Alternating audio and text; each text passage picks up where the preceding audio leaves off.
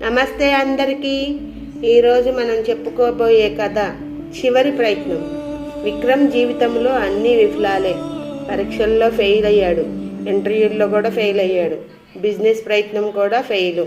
చుట్టూ ఉన్న వాళ్ళంతా ఒకటే మాట, ఇంతే, అతనితో ఏమీ కాదు అని.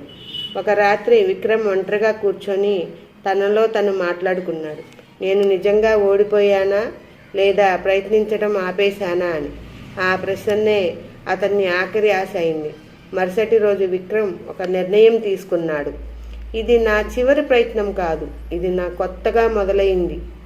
మళ్ళీ చదవటం మొదలుపెట్టాడు, మళ్ళీ ప్రయత్నించాడు. ఈసారి నిశ్శబ్దంగా ఉన్నాడు. రోజులు నెలలయ్యాయి, నెలలు సంవత్సరాలయ్యాయి.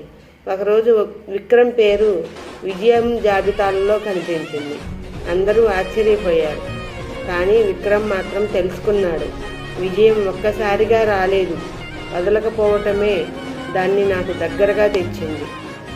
ఎవరి జీవితంలో అయినా ప్రయత్నించటం ఆపకూడదు. విజయాన్ని సాధించే వరకు ప్రయత్నిస్తూనే ఉండాలి.